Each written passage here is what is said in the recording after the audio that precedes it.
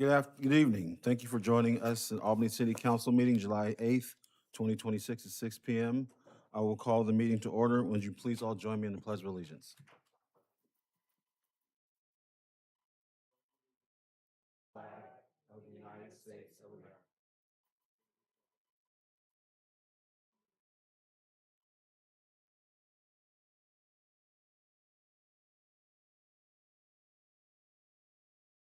Is it recorded? Can we have a roll call, please?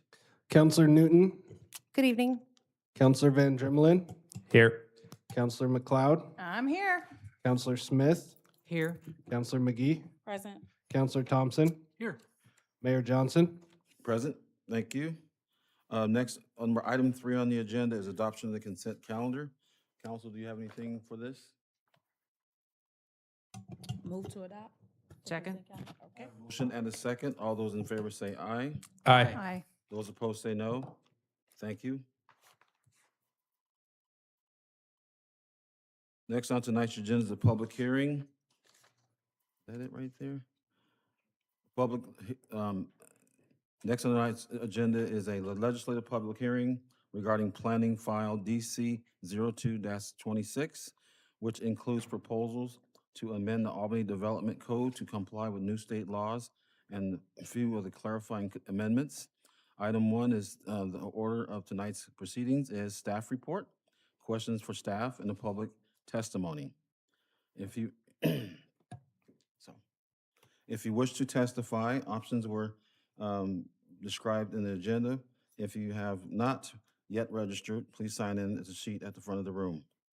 Number 3, I call to order the legislative public hearing at 6:01 p.m.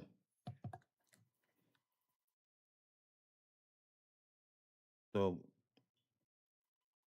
Ann Catlin will be presenting today. Yeah, thank you, Mayor. I wanted to read the meeting procedures. For those wishing to testify, please direct your testimony toward the applicable criteria or other criteria in the comprehensive plan or Albany Development Code which you believe apply to the decision. If additional documents or evidence are provided by any party, the City Council may allow a continuance or leave the record open to allow parties to a reasonable opportunity to respond. Please be aware that you must raise an issue with enough detail to afford the council and parties an opportunity to respond to the issue if you later want to raise that issue on appeal to the Land Use Board of Appeals. Okay. Please be aware that you must raise a issue. Oh. Oh, we already did that. Let's see. Is that my section? Is that your section? Yeah, I just read those, so then Okay. the next part Okay, is please be the aware staff that you report. must raise on issue with enough detail to attend the council, to afford the council and parties to opportunity to respond and if you later want to be, I can't, this is my eyes are killing me. Mayor, I already read Oh, that. you read that already? Okay. I think next it Will the would project be. planner, Ann Catlin, Yes. please present the staff report? Yes, thank you, Mayor and Councilors. My name is Ann Catlin. I am in the Community Development Department. And tonight we are having a public hearing on legislative amendments that are packaged into 2 separate ordinances. Most of the changes relate to the need to comply with new state laws. And the reason we have 2 separate ordinances is that the first ordinance includes changes to state law that just went into effect, are already in effect, or will be very soon. And then the second ordinance is proposed to go into effect January 1st, 2027, because that is when those state laws that's the compliance deadline. But I did want to note that unfortunately, one of the second ordinance, which contains changes related to House Bill 2138, the exhibit in your packet, when I saved it from a Word to PDF, it didn't show the track changes. And because of that, you have not had a chance to review those changes, even though we had a work session about this back in April. And we want to continue the hearing because of that. And because both ordinances are packaged under one land use hearing, we recommend that you continue the hearing to August 26, 2026. So I apologize for that, but this will give you a chance for me to address some public testimony that we heard today and to answer your questions while the public hearing is open. And then there will be another opportunity for residents to provide testimony again at the next hearing, okay? Thank you. Yeah, sorry, I'm Continue to what Sorry. date again? August 11th? 27th, I believe. 26. 26. So it's your second regular council meeting after you get back, which is a little bit of a lighter agenda. So, Do any counselors have any preliminary questions for the staff? okay, well, I'm just going to walk through. Okay. And then if you have questions after, I hopefully will explain some of the concerns that were raised today and any that you may have. So the first ordinance contains several different House bills and Senate Bill 974. Even though the League of Oregon Cities and planners across the state, have been lobbying against a lot of these changes, many of these changes went into effect, and they have changed the process for most residential developments, those that are reviewed under what we consider clear and objective standards. And so the changes in the code will modify the notice areas for residential developments. In some cases, it'll go down a little bit. And the level of review for those that are reviewed at the staff level, appeals are now limited only to the applicant. And then they reduce the process for residential upzonings, residential plan developments, and residential adjustments or variances from what were higher land use reviews down to what we call a type 2, which still allows for a public hearing and an opportunity for the neighbors in the notice area to provide comments and request that hearing. So we had a question about, well, what about our Oregon citizen petition land use laws? And, has this been challenged yet? And to answer some of those questions, there has not yet been a constitutional test of the latest rules that I know of. And when I reviewed the statewide planning goal 1 is citizen engagement, it doesn't say that every single land use action must have public participation. It is a little bit broader in scope. We do want to have broad citizen involvement and engagement, and we try to do that with much larger projects when we're developing plans, changing zoning, and we have extensive public engagement for those large policy items. We also have, as I've mentioned, several different levels of land use review, and most of those levels do have notice areas which allow for public participation. And in this case, this level of land use review required both a planning commission hearing and a council hearing. And we had to put an ad in the paper. And so that's all I can say about, there may be some challenges and rub between some of the new laws that are going into or that have been in effect and what some of the planning goals are. So House Bill 2005, we must allow residential care treatment facilities or homes in most zones through staff level review. In most cases, we were doing this, but now the treatment facilities also staff level review. And then licensed crisis stabilization centers and mental or psychiatric hospitals must be allowed on land that is designated for public, commercial, or employment uses. And these are not considered a land use decision. And a question was raised in one of the gentlemen who testified or provided written comments that we weren't completely complying with the law because there's another piece of that which we don't have in the proposed ordinance or amendments to the development code, and that is that the level of process that we would do. So you can see that this is just one of the sample language in the notes that specify that this is not a land use decision, and how a decision can be appealed. What we normally don't do is put in for these things that aren't land use review, we don't normally put in our review time period. We just comply with state law, but I am happy to add the language that's on the screen. A local government shall issue a final decision through a type 1 process within 30 days after a completed application is received. That would clarify and add some language that's in state law that we normally wouldn't add in the code, but it wouldn't be inconsistent, and I'm happy to add that. House Bill 3560, childcare centers must be allowed through staff level review on basically our medium density and higher density zones, those that allow for 12 or more units per acre. And also when co-located within a legally established institutional use, so an existing building. And when that happens, it's normally a change of occupancy, and we have people talk to our building and fire staff to ensure compliance with those codes. I am happy to add the language that is in the white box there. When a childcare center is co-located within a legally established institutional use, and it kind of lists all the uses. This is straight out of state law. The center will be reviewed through the type 1 process to ensure compliance with the applicable building and fire codes. That's I'm happy to do that just to clarify. If people reviewing the language, here saw some confusion, this might help clarify. We're happy to do that. And then there were some questions about the single room occupancy, how you are supposed to calculate density for each unit, which is one room, which might be one room. There might be several units. The one room, which is considered the single room occupancy, there might be 4 of those in one, what you might consider an apartment, for example.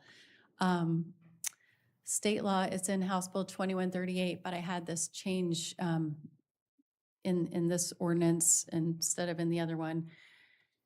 When we're calculating density, and we really only calculate minimum densities because we don't have maximum densities, we allow the maximum height of buildings and the lot coverage to determine the scale of development. So, you could have maybe 20 4-bedroom apartments, and the same area and building square footage might be 60 1-bedroom apartments. It's the same building, maybe the same number of people, because we don't have that maximum density. One of the reasons why we remove that is because we need a lot of 1-bedroom units, and that maximum density was making it challenged to address our housing needs.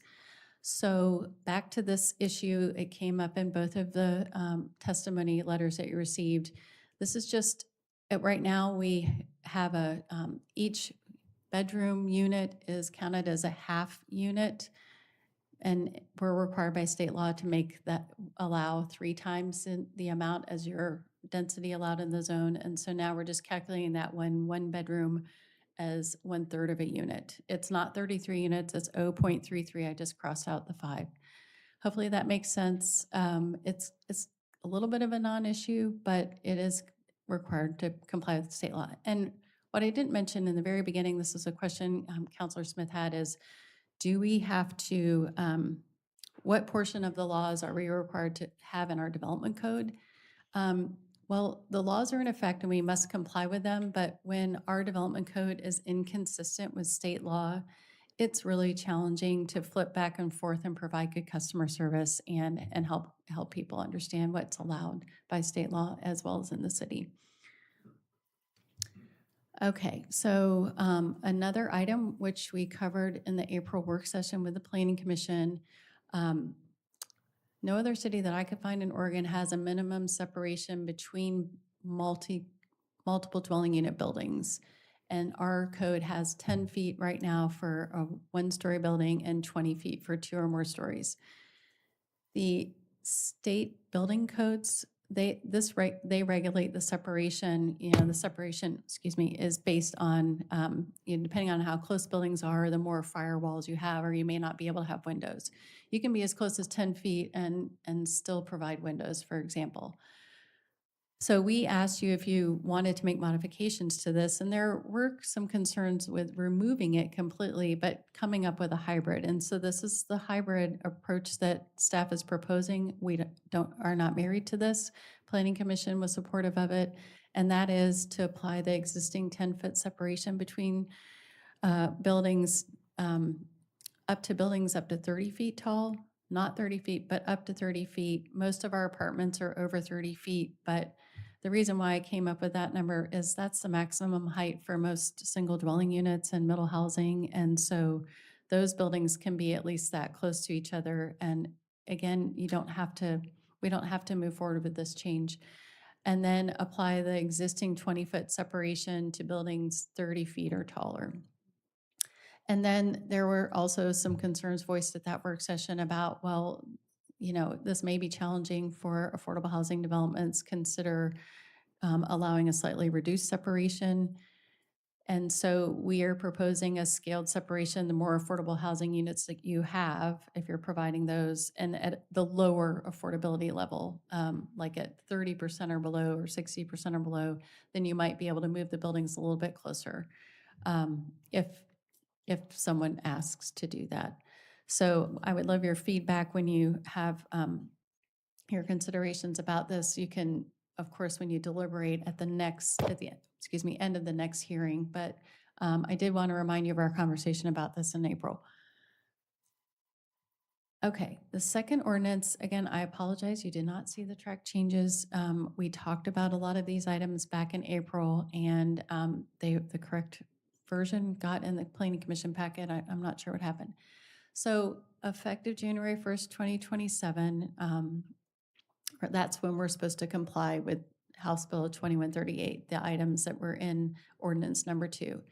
It changes the definitions where the duplex, triplex, fourplexes, now we must allow them to be attached or detached in any configuration, and the same thing with an SRO development.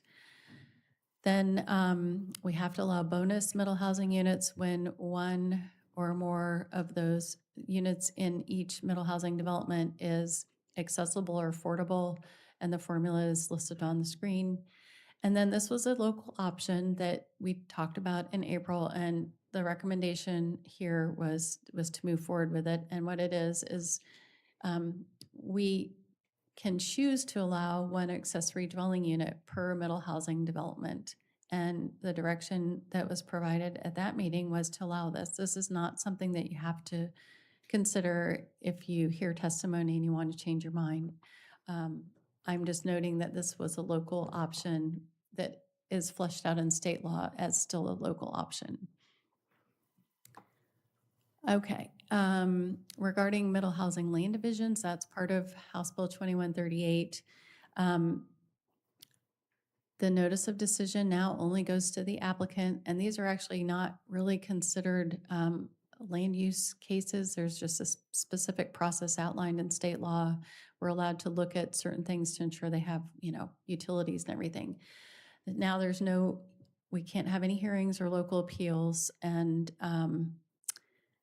what's a little confusing is that Article 11 is in Ordinance 1, which would go into effect sooner and doesn't include the changes that would be in Ordinance 2, which aren't effective until January 1st, 2027. And we do have, this was a comment that was raised in testimony by Mr. Grayson, we do have this language correct in that second version, but it's possible he couldn't see any changes because you can see the track changes. I don't know if you have questions about this, but the process is outlined in state law, and there's not anything we can do about that.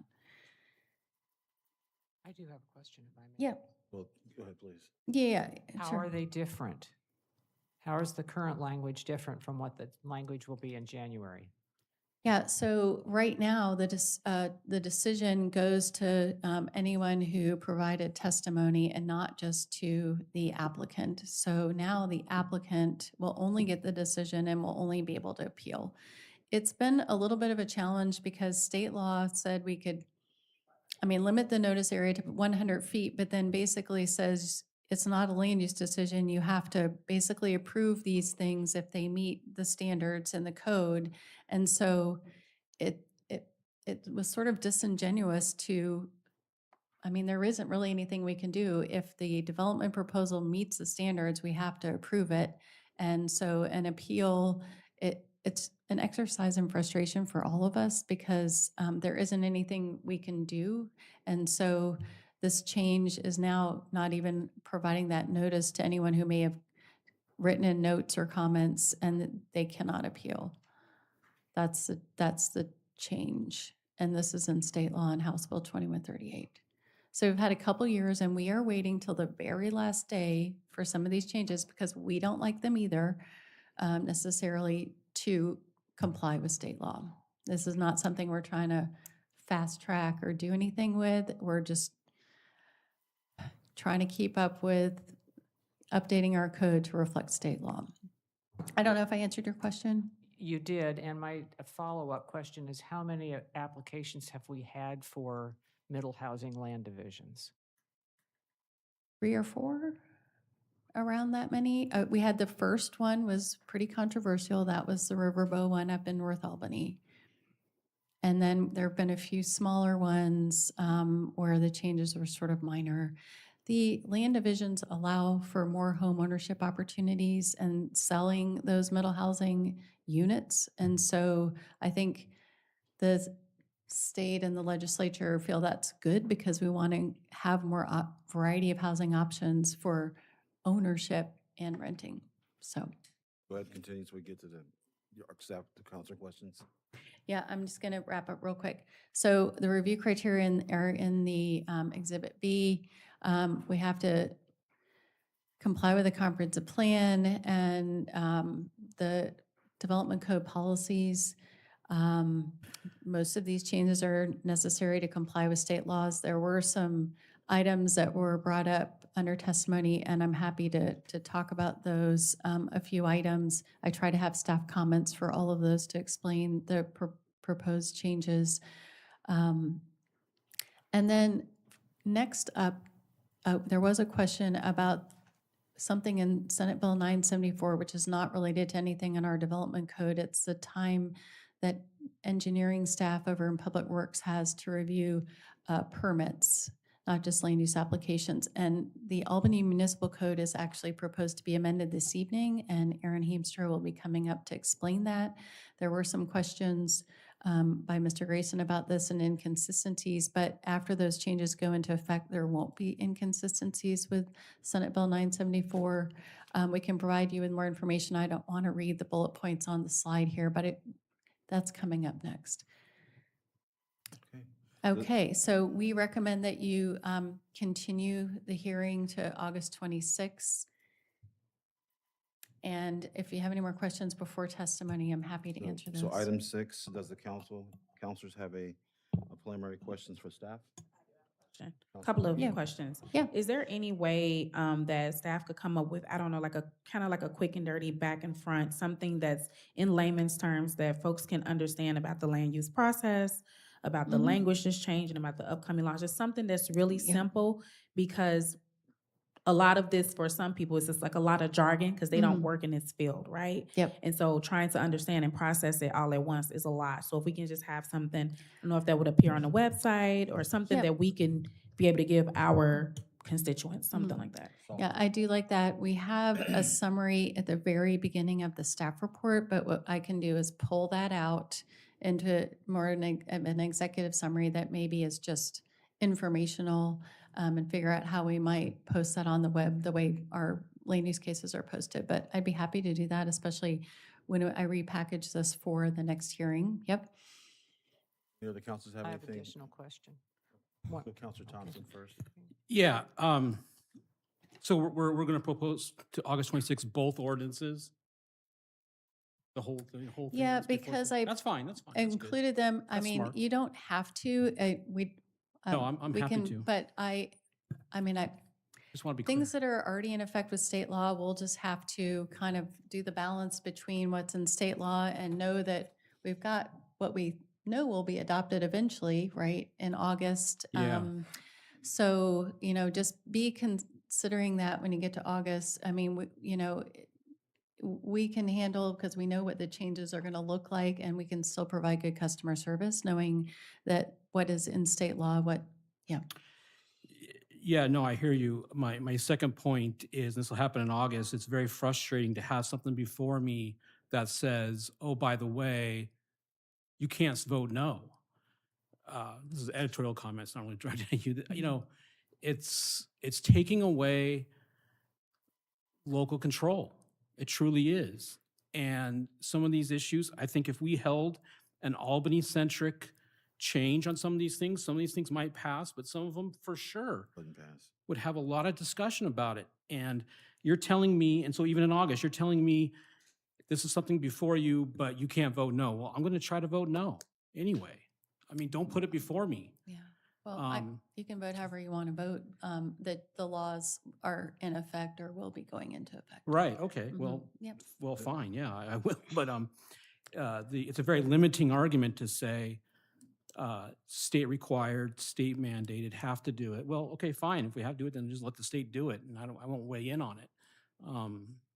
But I'll save my comments till August 26th. Marilyn, Marilyn. And anything else? I have a question. No, I have Yeah.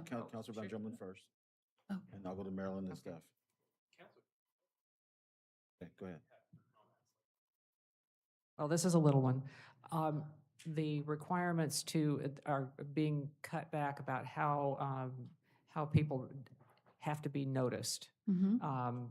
And the distances and the number and so on. We have a standing practice of over noticing. Are we going to continue that in Yeah. defiance of state law? Right. We do have, still have all of our regular noticing requirements. And when we have certain land use applications, we have to do an ad for the, like these types in the paper.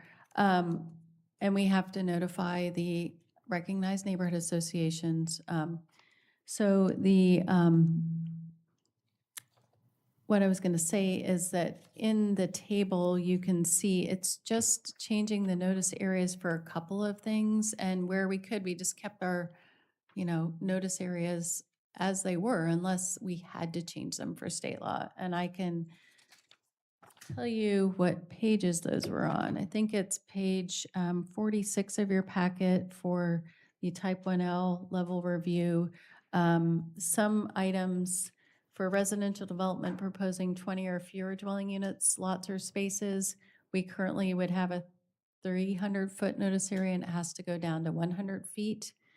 But then state law says anything over 20, you can't have any more than 500 feet, but we're keeping that 300 feet up to where it's 50 or more dwelling units, where then we jump up to 500. So I think state's fine if you have less notice area, but we're trying to keep as much notice area as we can. And of course, if neighborhood organizations, they'll tell people and word will spread and we take all comments. It doesn't matter whether you're in the notice area. Thank you. Mm-hmm. Councilor Van Drummond. While I can understand Councilor Thompson's frustration with being told by the state to do something that you don't agree with, I would encourage a reframe on amending the development code in line with state law, in line with the comments that we've heard tonight about we're responsible for implementing this either way. And yeah, sure, it feels weird. Maybe can't vote no. But by not amending the development code in line with state law, we'd really only be punishing our own city's staff and asking them to do the extra work of, well, this development code says this, but then state law says this. And I think that if we disagree with it, we lobby at the state level. Like we make our displeasure known to the people who are actually responsible for making that decision rather than punishing the people who work for us and not wanting to align our development code with that law. That's just the comment that I have to offer on that. Councilor Newton. Took the words out of my mouth. I was going to say, hey, we were just talking about having legislative priorities. I see that we got this here with all the blue text but will this also be emailed to us? Yeah, it was emailed to you this afternoon. You Okay, might have sorry. been at I was work. at work. I Yeah, didn't see or it. driving. Yep. Thank you. sorry. And it will be, of course, updated in your packet. It's correct on our project website for people that are looking. So I apologize, but we will the next time around. We'll also have I'll pull out a summary from the staff report But did anyone have any more questions so we can get to public comments if there are I any? just had one comment Yeah. about the type 1L.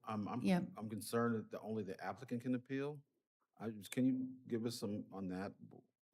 So those are staff level decisions, and I don't know why the state has changed that law. I really do not know why. So those would normally have gone to LUBA, Uh-huh. and maybe. So I think to just, it's against my better judgment, which is something one of my colleagues just used today, and I kind of liked it. Public engagement and how that's changing. That's what we want though, correct? We want public engagement. There's still a notice area, but unfortunately, it's a staff level decision. So if somebody submits an application that meets the review criteria, we basically approve it with conditions. It's hard for us to deny an application. We always work with applicants to get something that meets our development code. So that doesn't happen. So then to appeal a decision by somebody other than the applicant, I guess it would maybe just be around a specific item that they maybe aren't happy with that might be a requirement in our code or not. I don't know why the state did it, but it's been a staff level decision, and those, rather than having a local appeal, we do have a couple local appeals. Those mostly would go to LUBA, which is a little cumbersome and overbearing already as it is. So And- I don't have an answer for that, and I don't know if your legislators can provide an answer to that. And the other thing was the residential treatment centers in Mhm. neighborhoods Yeah.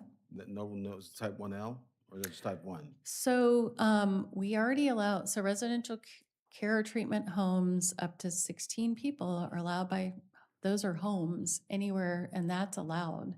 Now it's facilities, which we're changing the word to centers because that aligns with state law a little bit better.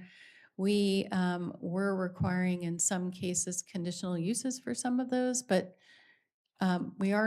it's just in our higher density zones where we have to allow the staff level review. It's not in the lower density zones. So we can still have a conditional use review process, which is staying put for the lower density zones. It's just our higher density zones where it has to be a staff level review. Any other counselors? Counselor Newton? Just wanted to rephrase. So that was in relation to residential, so where people live there. The property on Elm, I believe, is not where people live. They would be living there. It'd be a business. People come and go. So just wanted to clarify that. Thank you. Mayor Johnson asked about the business on Elm or the home on Elm. It's not going to be a residential. Sorry, not Elm. I apologize. Oh my gosh. Ferry Street. Ferry Street. Ferry Street. It's not going to be a residential where people live there, which is in relation to this bill. Yes. The Oxford House, basically. Yes. Okay, But like residential treatment. yeah, okay. Any other counselors have anything? Okay, item 7, we will now be taking public testimony. First from those who registered to testify, followed by those who did not register to testify. Prior to giving your testimony, please state whether or not your name and what your address is in the city of Albany.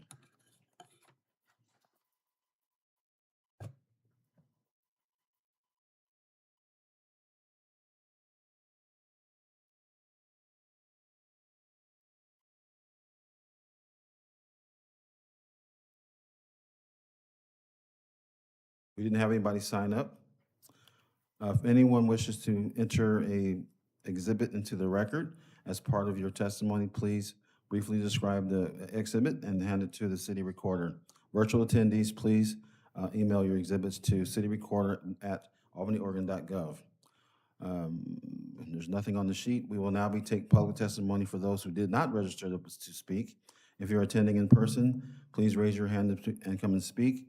If you're attending virtually, please turn on your camera and raise your hand, and you'll be called upon.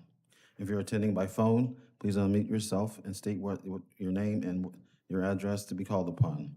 Please state your name and address for the record to provide your information on the sign-in sheet and the presenter's desk. If online, please email your name and address to the city recorder's address. Anybody gonna come up and speak? Okay, hearing none. Does the staff wish to, I have to read this by verbatim. Does the staff wish to respond to any testimony presented? Okay. Do any council members have questions for staff? Okay, the city will, the city will continue the hearing on August 26, 2026 at a regular city council meeting. Thank you.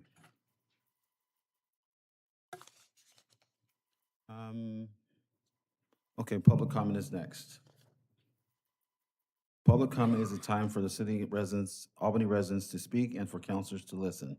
The council won't discuss topics, respond to questions, or make decisions during public comment, but will take comments and requests under advisement. All persons in attendance at a public meeting should avoid conduct which is unreasonably loud, disruptive, or profane. Rude comments, rude, slanderous, and threatening remarks will not be permitted. Whistling, yelling, foot stomping, clapping, and displaying signs of speaking out of order also not be permitted. Speakers are limited to 3 minutes and must follow the council's rules and observe the same standards of decorum. If unable to do so, they'll be asked to step down and take a seat in the audience for the remainder of the meeting or be removed from the meeting. When you get to the microphone, please give your name and state whether or not you live in the city of Albany.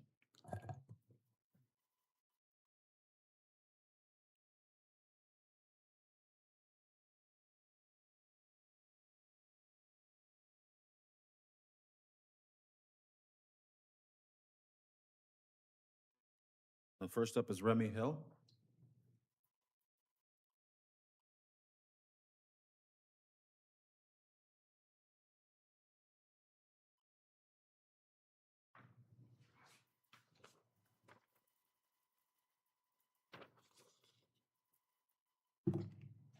Hi there. My name is Remy Hill, and I am a resident of Ward 3 here in Albany.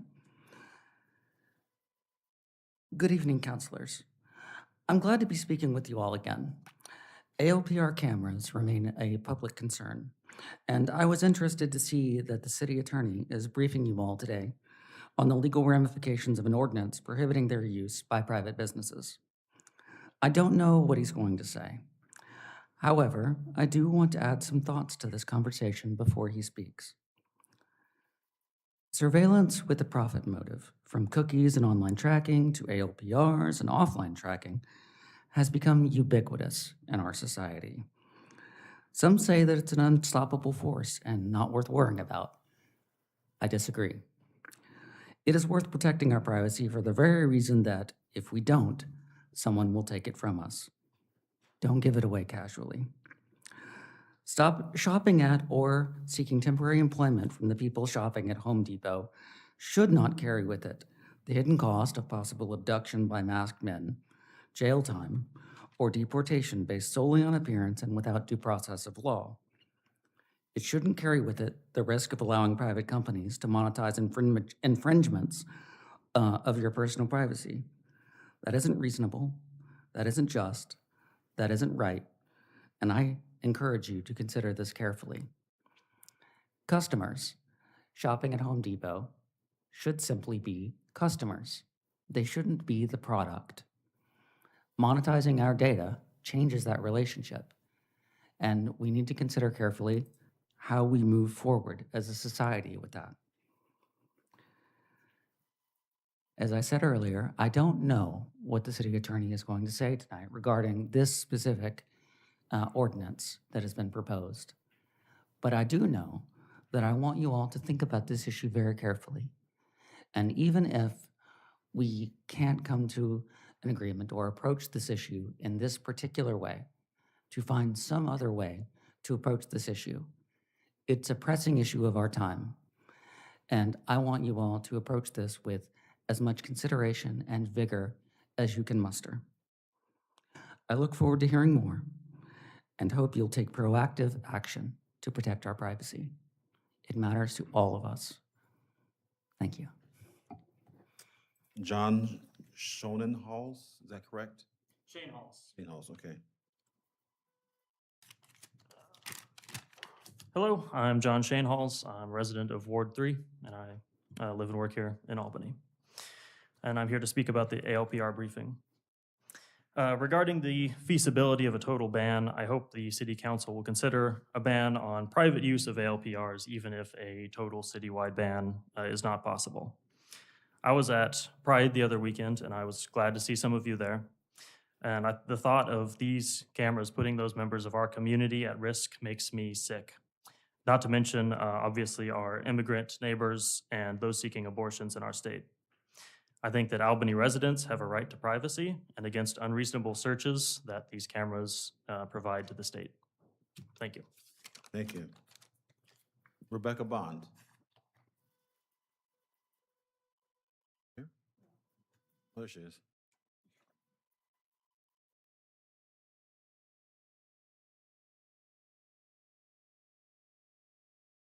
Hello, I'm Rebecca Bond with the Albany Visitors Association, and I'm here to share with you tonight the new Albany Visitor Guide. Hot off the presses, it's being distributed throughout the state at our welcome centers, the Portland Airport and the Eugene Airport. We are distributing it to all of our hotels. We also have kiosks at the train station, at the Expo Center, at the Carousel, and of course our Welcome Center downtown. It's available online. I sent a PDF version to Eric, so you have it for your record. And I'll put these on the back counter for you if you would like to take one tonight. Thank you. Thank you. Jasmine Flores.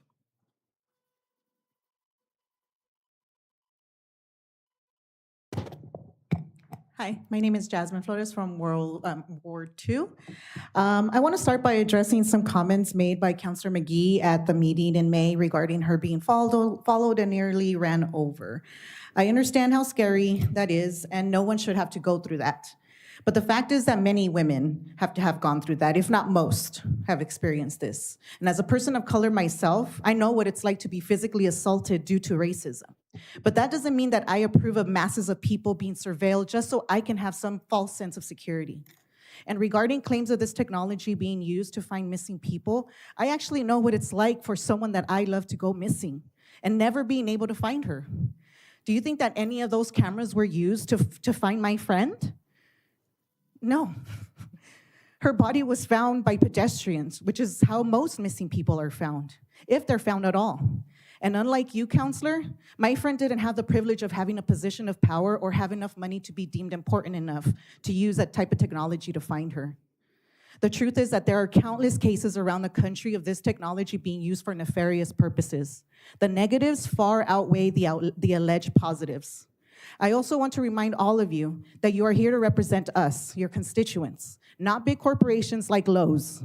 Our private information, like what is linked to our license plate numbers, should not be easily accessible to some retail store. Our information is worth a lot more than the few dollars that they may or may not lose from petty thefts. And if Oregon Community Credit Union can remove their cameras all across the state, then Lowe's should be able to remove theirs from our city.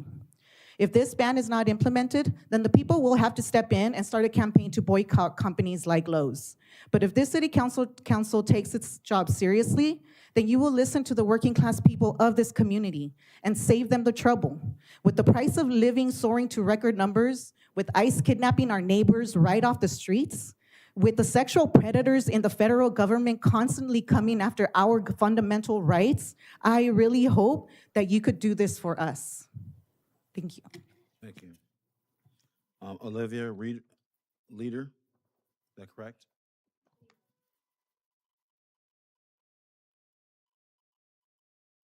Hi, my name is Olivia Leader. I was born and raised in Albany. I look around at our city council and I see a lot of people who've dedicated so much time to protecting us. I am here to talk about the banning of flock cameras or ARPs. It's terrifying. It's terrifying for all of us. You know, our security, our sanctity, our safety is really at stake here. This is a small piece in a very massive puzzle. What's at risk is a lot more than just our data, our cars. You know, people are being ripped off the streets. People are at risk now more than ever. And now with a government that we can't trust anymore, they have everything on us. That near-res satellites in the sky that can track us everywhere we go. And now they can track us and see who's in our vehicle. everywhere we go. That's terrifying. I know I, as a young woman, am excited to start a family. I'm finishing college. I'm have my partner of 4 years. I'm terrified to raise a kid in this community. I cannot imagine. I have 2 foster siblings. Both of them are Hispanic, and they're terrified too. They go to South Albany, and every day they come back with these stories of these. Just the racism is rampant here, and it's rampant in our federal government. And I'm worried for their safety now more than ever, knowing that they can't get out of the car and know that they're safe. People should be safe at their own homes, and these cameras are popping up on residential streets, parks, like parking lots, public garages. It's insane what's happening. I'm terrified, and I hope you guys, the council, who is looking after us, who is in charge of our safety of this community, take that to heart and keep us safe. We need you guys more than ever just to secure us. That's all I have to say. Thank you so much. Thank you. Bree Irish.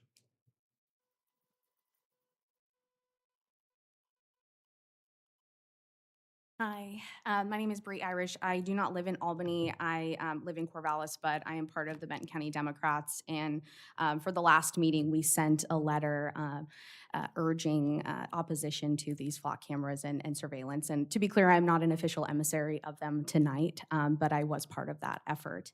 And because of the nature of how close Albany and Corvallis are, and especially because of North Albany being in Benton County, that is why I decided to come tonight to speak to you in opposition to flock cameras and hopefully bring some stuff up before the city attorney talks about his report. So specifically, I really want to talk about our Fourth Amendment protections and how they have been degraded over time from the proliferation of AI and mass surveillance as well. And most recently, there was a bill introduced in Congress called the Combating Organized Retail Crime Act, of which Congresswoman Bynum was a supporter of that bill, and essentially would have created a technology sharing center to combat organized retail crime, which on its face does not sound terrible, and I'm not deeply opposed to that. However, businesses and private businesses do not have to protect your Fourth Amendment the way that governments and the city, the federal government would have to protect it. So essentially, the businesses that do have flock cameras or the other types of automated license plate readers that they have would go into this information sharing pool. And in the text of that legislation, the director of that technology center would have been appointed by ICE. So take that with how you will. It creates a very real possibility that instead of, in the case of Woodburn, having their flock cameras used by Border Patrol and ICE, that then they would switch to the private business cameras and using that the same, which has far less protections than the city of Woodburn would have been able to provide. So I really want to stress that as well. And the landscape is changing legally. The Supreme Court just ruled at the end of June on a Fourth Amendment case that was not on flock cameras, but regarded geofence and location data protections. And we know that these companies will push the limits with regard to our safety and security and our privacy. And I think it is smart to protect our data before it is leaked, before it is used maliciously. And the Supreme Court justices themselves said that the Fourth Amendment protection space is very malleable and changing right now. And I believe that in the best way forward would for Albany to protect our private data before it is used nefariously. Thank you. Thank you. Hunter Hawthorne.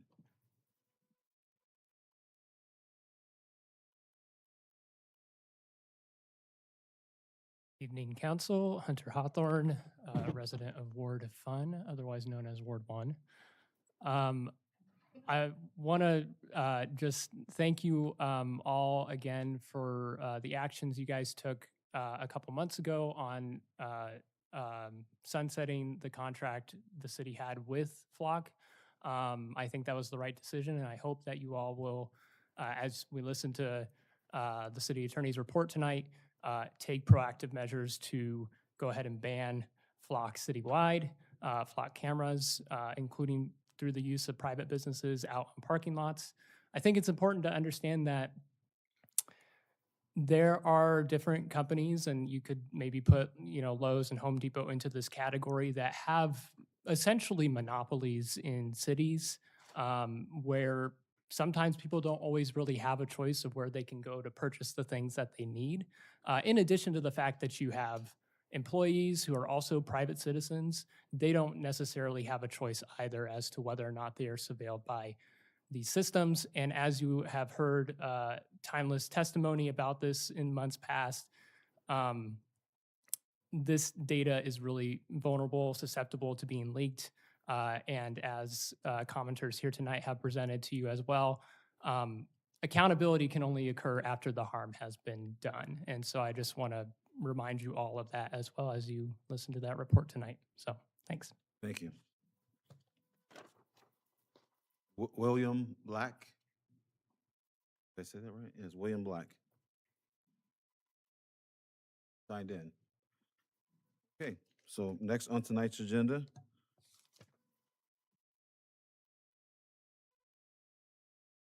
Next on tonight's agenda is the legislative public. So did he show up? No.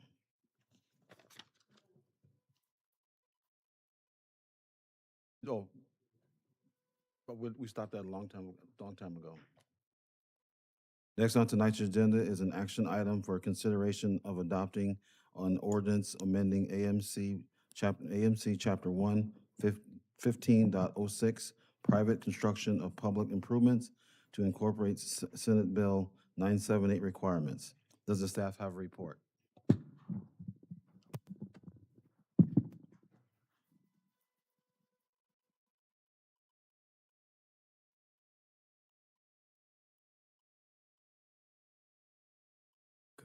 Good morning, or good evening, Council and Mayor.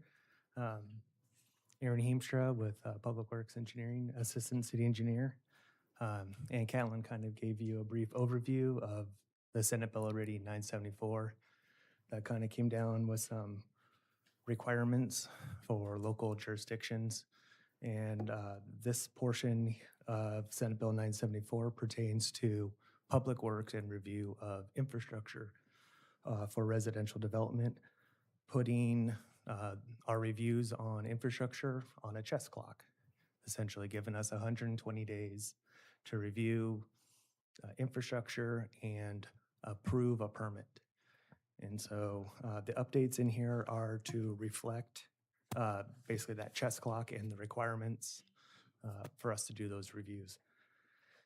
Currently, staff reviews these projects between 30 and 60 days, kind of depending on the type of project. So we really don't see this impacting us too much. So this is just kind of a procedural update.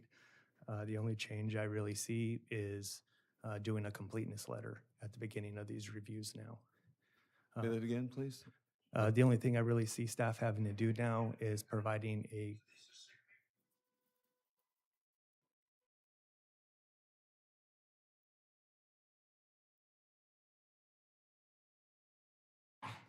the only thing I see staff having to do differently now is providing a completeness review letter. Completeness, okay. Yep. And then since we're doing the update, we looked at a couple things within the AMC to kind of update based off how we currently do projects. The main ones are the pre-construction meeting, making sure that staff is actually at those, as opposed to developers doing those without staff being able to attend those meetings. And then I did see the public comments that came in. Just wanted to touch on those. So this Senate bill is for permit approval, not just plan approval. So we do have that 120 days to issue a permit, not just approve the plans.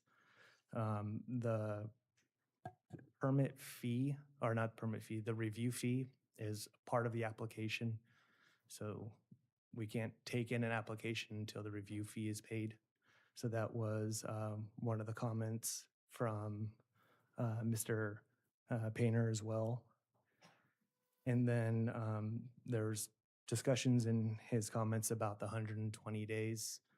There's a section of the Senate bill that talks about the local government approving the plans and the developer providing documentation such as bonds, permit fees within that 120 days. So that's why we use that 120 days after, or that, to issue the permit. The applicant as well has the ability to apply for an extension for up to 245 days as well. So with that, staff recommends approval of the ordinance to update the AMC 1506, unless anybody has any questions. So next item is, does the council have any questions of staff? Counselor Newton? So if Senate Bill 974 is directed at residential development, I'm curious, why are we rewriting all of Article 15 instead of adopting the narrowest ordinance necessary to comply with state law?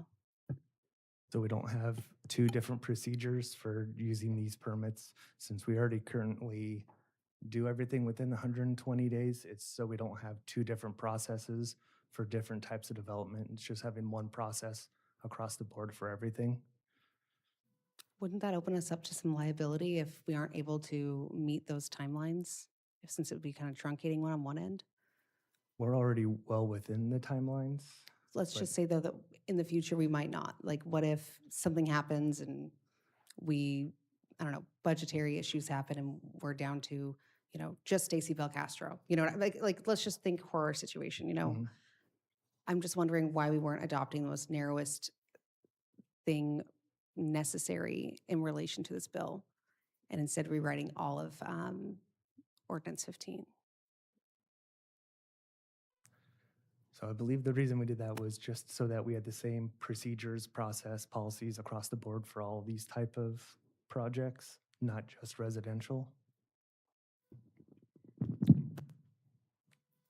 Councilor Newton, I can offer just a little Please. bit more on that. Our public improvement process or plan review process, the lion's share of those permits that we see come in are for residential uses. You're thinking about residential subdivision that comes in and a developer is required to build a certain amount of road improvements associated with that development. We usually don't see a lot of commercial development having to do large PIP projects, but certainly understand your concern there. But the lion's share is for residential. Okay. Yeah, I just think that good governance means separating mandatory compliance from discretionary policy. Those two issues feel really intertwined when I'm rereading how this was written. Any other counselors have anything? Okay, so you just said that our current process, we're within typically 60, 70, lower than the 120. Yes. Okay, Correct. so this basically just gives them more time, right? Gives us more time if we needed it, right? This just puts A a maximum that we can take to do it. I know other jurisdictions are well over that 120-day currently. We just, typically we're way under. We efficient. have our own internal policy for review turnarounds being 2 weeks. 2 to 3 weeks is where we aim to, once we start a review, to sending it back. Thank you. Any other counselors have anything? So this doesn't create any kind of undue burden that 120 days. So I actually really like the idea of having a single maximum Single source. like that. That actually seems to simplify things to me, and that also is good governance. All right. Does the council wish to discuss the ordinance? I'm curious if everyone here on the dais understands which changes are required by state law and which ones are representing a local policy change. You guys do? I read the packet, yeah, twice, 3 times. Okay. I must speak for myself. I read it again today. Well, let's review it again. Counselor Newton? Yeah, do you want to go through Yeah, and, go ahead. Yeah, I'm surprised can there we get wasn't can we get a, presentation. yeah, do we have a presentation? Can we go through and just show where things are actually required? I'm just curious why we didn't want to adopt or even consider a more narrow focus or have 2 options before us. No, just because staff felt it was pretty straightforward, and the only real option was adding in 2 policies versus 1 policy, adding in a whole new section just for residential. versus just changing it to have the same procedure across the board for everything. Yeah. Yeah. And I hear from several counselors frequently, and, while this may not be an issue for our city, I hear from a lot of folks, and even like at League of Oregon Cities, everyone's like, oh my gosh, these mandates from the state, yada, yada, yada, these mandates from the state. And I'm just wanting to understand why we would give up any additional local control or, changing things to be even more, changing things that we don't need to. So, but yeah, it'd be great to have a comparison. Do you want me to go through? That'd be fantastic. Yeah. Page 255, is that what we're going to be on? 259. 256, I think it Or starts. 259 is where the strikeout, is that kind of where you want to start? That'd be fantastic. Thank you. Okay. Yeah. So the first section is talking about the drawing specification approval. As of right now, there is a 1 year from when a plan gets approved to when it expires. And with the developer being able to apply for additional extensions, they can have up to 3 years. With the new bill, we decided to tailor that back to just having a single timeline that kind of matches the bill and basically makes it so that when developers are ready to go to construction, they can apply and then not sit on a plan approval for 3 years where specifications, standards can change, and then we have to bring the whole thing back into review again or deny it and they have to apply again. So having plans that are actually ready to go to construction that actually come in for review is where we thought would be better to have this 120 days and up to 245. Because currently we do have several projects that have been sitting out there for close to 3 years with no plans of ever moving forward. But we have to track them to see where they're at. So all the tracking is on staff for those ones that hang out there for 3 years with no fees for extensions. And then the next portion, the applicant is able to request an extension up to 245 days. That's not really an application for an extension. They just request the extension and they get provided that 245 days. So with that extension, so the drawings with the initial time plus the extension, if requested, the drawings could be valid for up to 1 year. Is my math correct there? So you have the 30 days for the completeness review. Sure. Then you have the 120 days, the extension to 245, which is about 8 months. Okay, so it's a total of 245 days. Because I'm reading, provided that the total of the extension does not exceed 245 days, yeah. which would put it at 365. Is that correct? A year? Okay. Okay. I mean, that seems pretty reasonable to me. And I mean, we've had discussions on this council about folks having approval or agreements for things and not moving forward with them and not liking that. And this actually seems to be in line with that. Thank you. Okay, next section. All right. Yep, then the next section of drawing review application fee. There's some cleanup here, changing itemized construction estimate to engineer's estimate, construction plans and reports, which is kind of what we're doing right now. So this was just a little bit of cleanup, trying to match our applications and stuff we already have and currently using. And then down here at the bottom, there is after review fee has been paid, the city shall review the application and when 30 days deem the application complete or specifies additional materials that must be included for application to be considered complete. As I touched on before, there is basically an application fee, which is our review fee, which is part of the application. So we don't process the application until that fee has been paid. And once that's been paid, then we start that 30-day completeness review. exact same procedure that planning does with all their land use cases. Any questions about that? Next.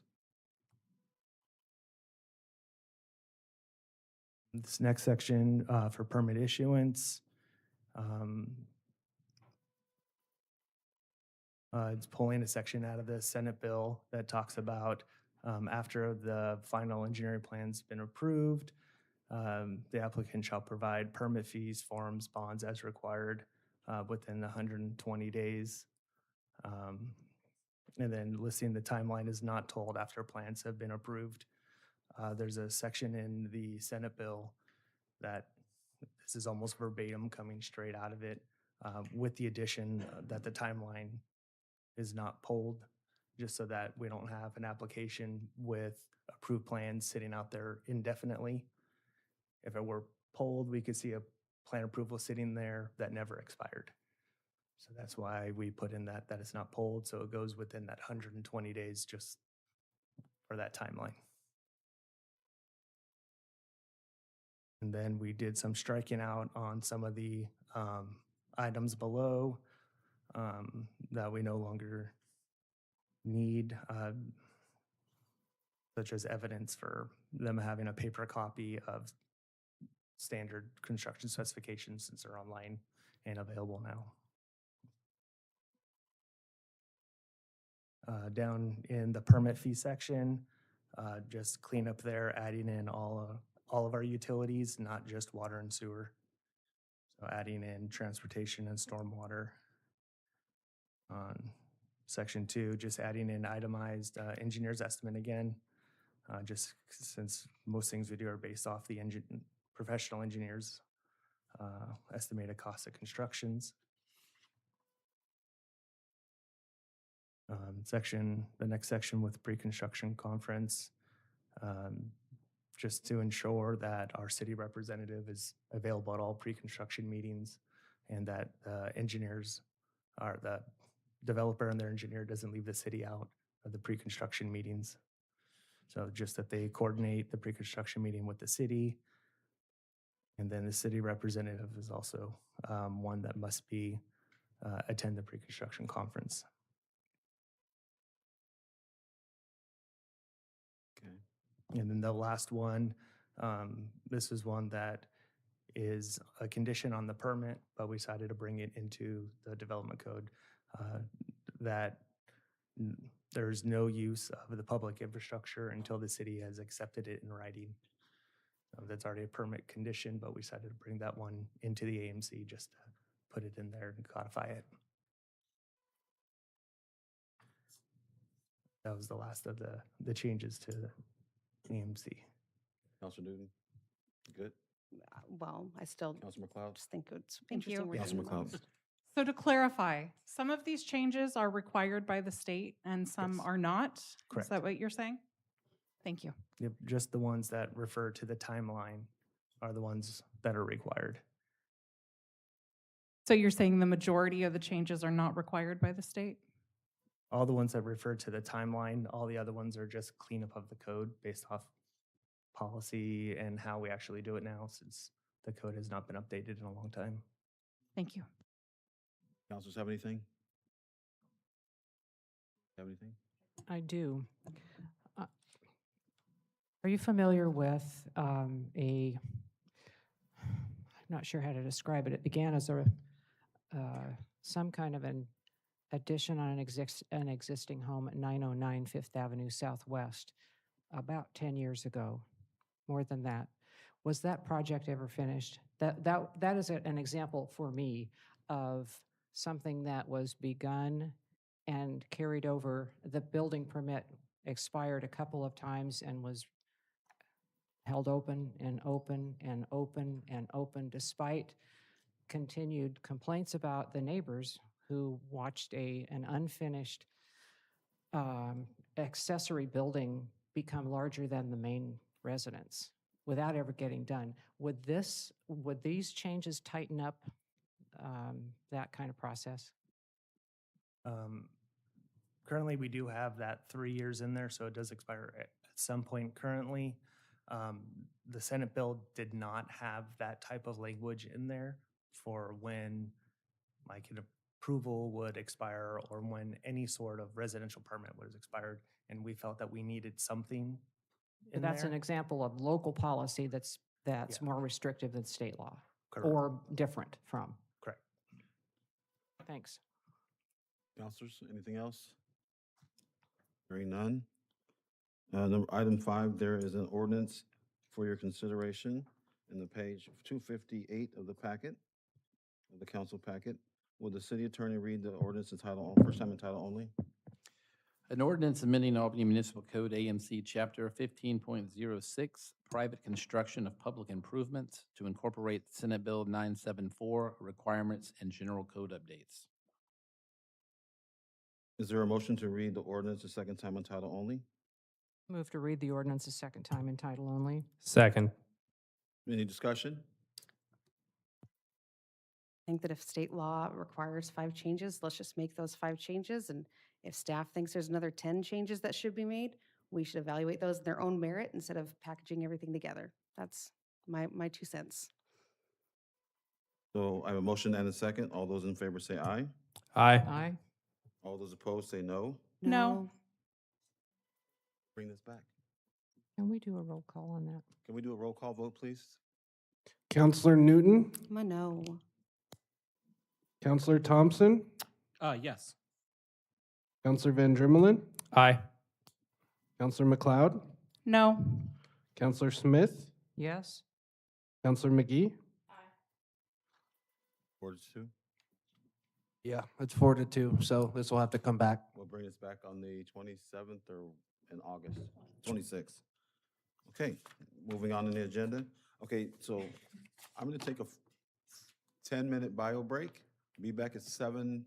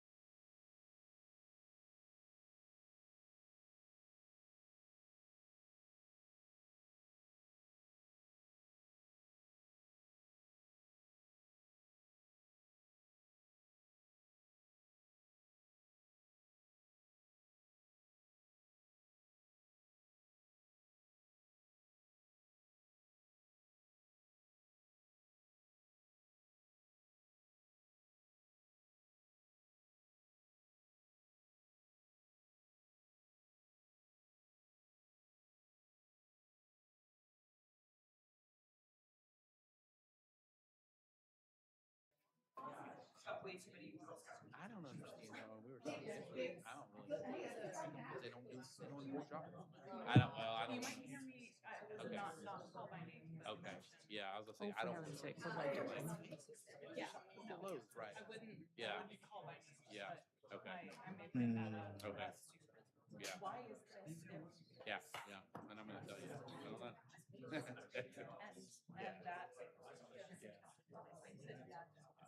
I'll now reconvene the Albany City Council meeting at 7:22 PM. Please take your seats and let's get ready to move forward. Action item B, resolutions, approve an agreement with ODOT accepting local bridge program funding for Third Avenue Calapooya River Bridge, preliminary engineering. Is it Aaron? Oh, Stacy's here. Stacy Belcastro, pages 271 to 291 in your packet. Good evening, Mayor and councilors. So the Oregon Department of Transportation, they administer a grant program. It's called the Local Bridge Program. It provides funding for eligible bridges projects here in Oregon. The city has been successful using this program in the past. Most recently, we constructed improvements on the Salem Avenue Bridge over Cox Creek. During the most recent funding cycle, so the funding cycle for this program matches the STIP, the State Transportation Improvement Program. We submitted applications for 2 projects, the Third Avenue Calapooya River Bridge, and then the other project we submitted an application for was the 9th Avenue Santiam Albany Canal Bridge. While the application for the 9th Avenue Bridge was not successful, we did hear from ODOT last fall in October that they were approving the application for the 3rd Avenue Calapooya River Bridge to receive funding of $1.64 million, and this is to complete preliminary engineering. The 3rd Avenue Bridge crosses the Calapooya River. It is the primary access to Bryant Park.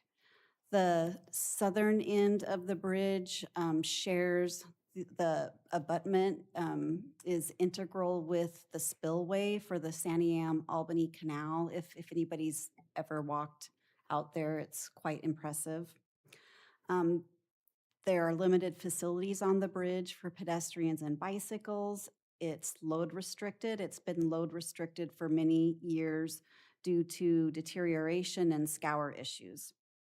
With this grant funding, preliminary engineering will be completed to evaluate both replacement and rehabilitation options for the bridge. And doing this work will position the city to pursue future funding to construct the preferred alternative. The city's required local match is $168,000, and it will come from the Street Capital and Restoration Fund. Staff is recommending that council approve the resolution authorizing the Public Works Director to sign the ODOT agreement accepting the grant funds. Are there any questions? Council, do you have any questions at all? Okay, there is a resolution. I move to adopt the resolution on page 273 of the packet authorizing the Public Works Director to execute an agreement with ODOT accepting this funding. Second. Any discussion before we move on? All those in favor say aye. Aye. Aye. Those opposed say no. Thank you, council. Next, item 7, informational briefings, staff report of the automated license plate reader program, tech ordinance by Sean Kidd, the city attorney. Thank you. So, council, as you may recall, a few weeks back, you'd asked me to look into the viability of whether or not the council could adopt an ordinance that would ban the use of not just flock, but license plate reader cameras, or what I'll refer to as LPRs, citywide completely, and that would include on private property. As you recall, also, we have terminated our contract with Flock at a prior meeting and have banned them in the city on public property, but this ordinance would go further than that. So I've been looking into this. I'll start out, I'm going to tell you this will be a somewhat brief meeting or presentation because I do not want to create a roadmap if we were to be sued and lay out how that would work for somebody who might want to do it. But in any event, I'll briefly go through this. As you know, at the end of March, I think March 31st, the governor signed Senate Bill 1516, which kind of outlined and set parameters around how law enforcement can use license plate reader cameras. It did stuff like, for example, they're required to delete the information within 30 days unless it's in an open investigation. They have to log in to the system in order to do that, to look at the information. That way, people will know who's logging in and for what purpose and what they're looking at. That's something similar that what law enforcement database systems around the state require now of law enforcement as well as attorneys, like when I'm doing prosecution. When we log into the system, they know who's doing it and what we're looking at. And that way, if there's situations that people can abuse, and you probably have heard of many of these cases where somebody will, stalk somebody and look at, their information and stuff, that person can be caught pretty quickly and terminated from employment and removed from the system. So the state's put in some parameters around that. So we'll look at this, whether or not that we could do an outright ban of all of it. So the first thing is we go back to law enforcement. The state has already said that the police can use these cameras. Now, we already know that Benton County, Lynn County has them in their cars. Lynn County Sheriff's Office is going to have them in their cars. They may have them now, but they are getting, if they don't all have them, they're coming. Oregon State Police Department already has them in their cars. So then the first question would be, can we tell law enforcement that they can't use those cameras within the city limits of Albany? And the answer to that is clearly no. Under state preemption, the state has said they can use them. We cannot say that they cannot use them. So if we did that right out of the gate, I believe we would be challenged. And I believe if properly challenged, that would be very difficult to defend. So if law enforcement is allowed to use them, which under state law they are, and we prohibit other parties such as private citizens or companies from using them, we could run into equal protection clause challenges because we're allowing some people, law enforcement, to use them for security purposes, for surveillance purposes, whatever it is they're using them for. But we're telling private citizens or private companies that they cannot use those in the same way to protect whatever it is they say they're protecting.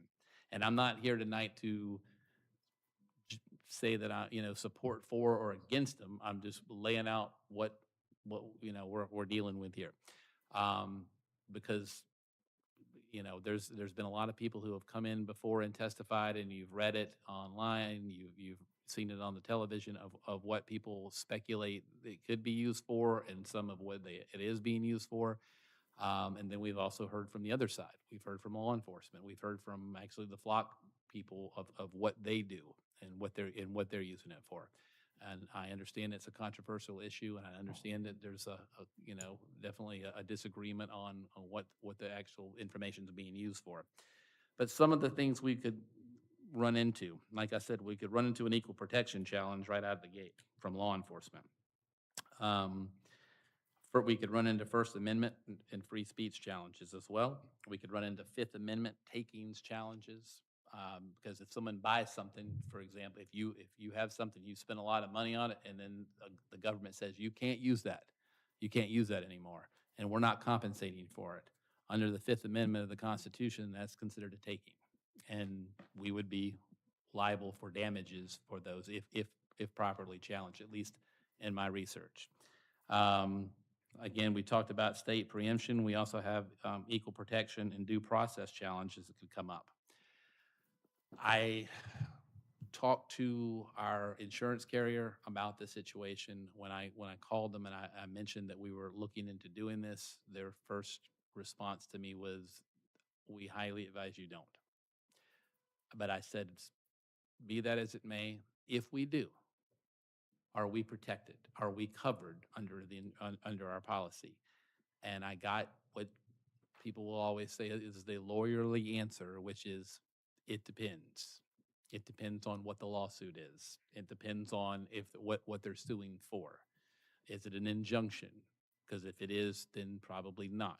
It's, if it's constitutional, probably you're covered at the beginning, but then they control, if they say, okay, there is a constitutional issue here, we're going to defend you up to a point, but if we tell you that it's a violation of the Fifth Amendment or the First Amendment or the Fourth or 14th Amendment, you have to stop, or else any damages you suffer, we're out, and that's on you. So we can, also I was told, and I didn't know this actually, and I had to look at it a little bit, but she told me that individual council members on constitutional lawsuits can be held personally liable. I asked if they would be covered under our same policy. She said they would, as long as they were acting within the scope of their duties as a city councilor. And she said that they would probably be the same. They would probably be the same attorney who covered the city that would cover the council members. However, there could be potential conflicts of interest, and then they would have to assign different attorneys for different councilors if there was a conflict of interest. We've had something like that's not like this issue here, but we've had it before where we've had members of our city manager has been sued several times, and he's been covered under our policy. So it's not unusual that the mayor or the city manager or someone gets sued in their capacity. But in fact, we've got a lawsuit going right now where we have 3 employees of the city of Albany that are being sued by an individual up in well, I won't go too far into that. But anyway, they're being sued and they're covered. So I tried to come up with some examples of how this, might play out. So, like, for example, if we were to try to put something that we're actually talking about currently within our city, and one of those is street maintenance. If we were, and we're talking about implementing a gas tax and going out to our voters and asking them to approve a gas tax so that we can start fixing some of our local roads that are in dire need of repair. One of the pushbacks from people against the gas tax, besides the economics of it, is the fairness of it. And that is that, well, what about electric cars? Electric cars that don't use gasoline, and they cause just as much or more damage on our roads because they're heavier. And so they're doing more damage. What if the city were to then to say, okay, we're going to pass an ordinance to ban the use of electric cars in the city of Albany? And I wonder how that would go over. I mean, would people say, "Oh, that's a great idea"? I don't think they would. I think we'd be challenged on that.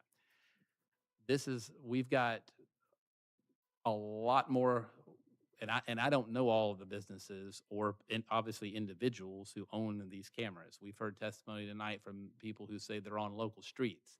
They very well may be. They should not be on our public streets. If they are, they're on there illegally because we have banned that.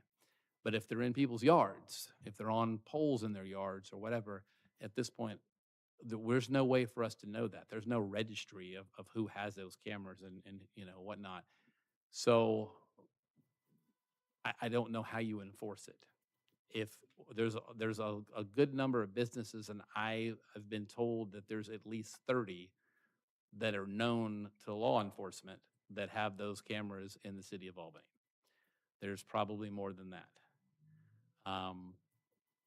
So one of the challenges would be enforcement if we wanted to go down that road. Do you want me to answer? You want me to go ahead and answer questions now, and then I can keep going? Councilor Newton's first up. I have a few questions. One, what's the name of our insurance company? CIS. CIS. Can we get their response in writing? I don't know. Okay. Yeah. Can we get all of this information, a debrief in writing? Everything, I'm no, not going to put it in writing because I'm Okay. not going to, it becomes public record then in which people are able to use it. And I don't want my research to be used against us in a lawsuit. And Okay. because it would be, I would argue it's attorney-client privilege at that point, but they would already have it. So Okay. I want to make sure that that doesn't happen. So Can we get a list of the 30 businesses? I didn't think there were 30. I thought it was like Lowe's, Home Depot, and like, I mean, just off rattling off the top, I think you've got Lowe's, Home Depot, Walmart, Target, maybe Winco. I'm using not ALPR. using LPRs. I don't. Yeah, Can we get a list of the 30? And I then, you would have to get from law enforcement. Okay. I don't have it. So can, so curious, have any other cities in Oregon or even the United States, if they, we would be the first. We would be the first. We would be the first city in the United States that I'm aware of that it would put a ban on LPRs on people's private property. Now I know we've heard that people said, "Oh, there's been a lot of cities that have done it." If they have, they're not out there because we've looked, and in fact, I think some of you on the council have looked, and to my knowledge, no one's found any. so if anyone in the public knows of a city, they could email us and we can send it over to you? If someone knows of a city who has banned them on private property, and again, since our last meeting, there's been other cities that have banned them on public property.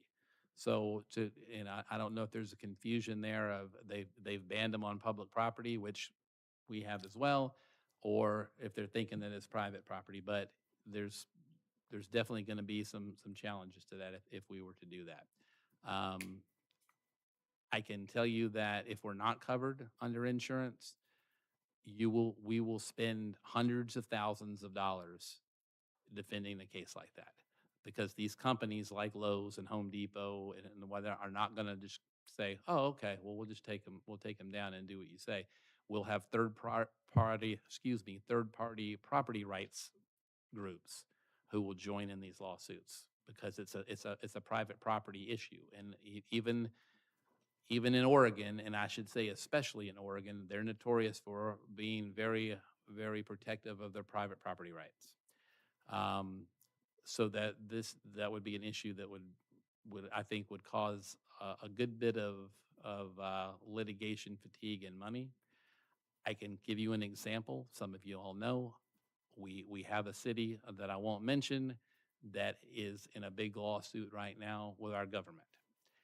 They took that fight on. They have basically incurred almost $500,000 in legal fees. They have basically, gone through their emergency fund, and now they're going out and asking individual communities for money. Sending these letters to mayors and city managers asking for donations to help them recoup some of that money, and the case is still going.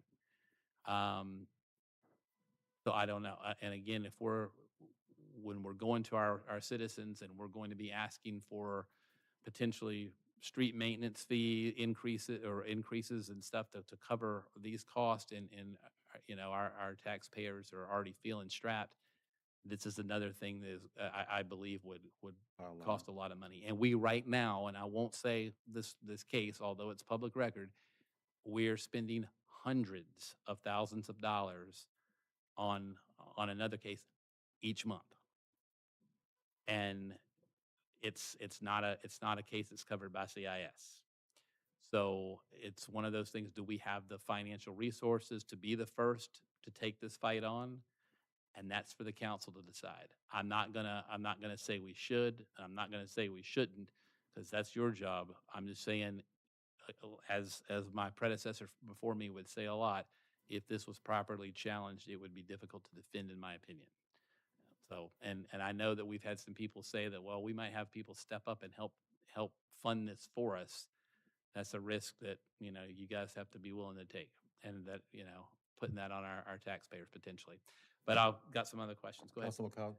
Thank you. Thank you for that information, Mr. Kidd.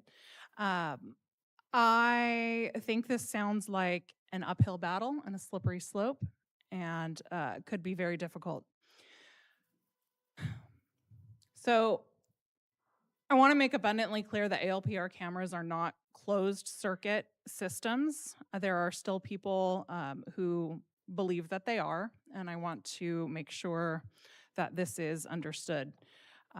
These cameras take detailed pictures, they store information, and that information they then allow to be searchable by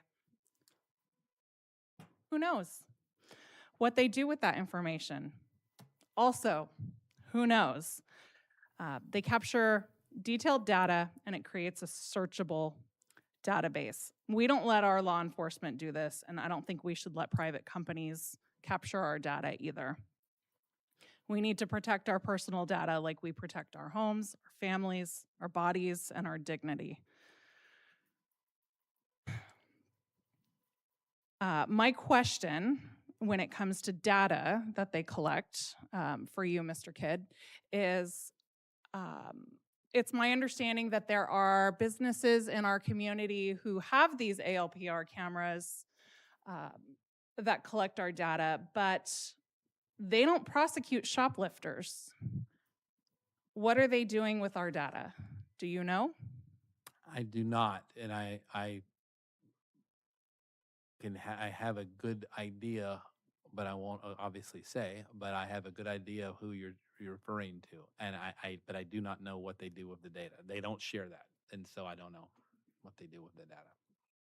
Okay, so another point of concern I have that I've heard brought up from members of the council and members of the community is that we don't know for certain how many businesses in our community have these cameras. We heard 30 tonight.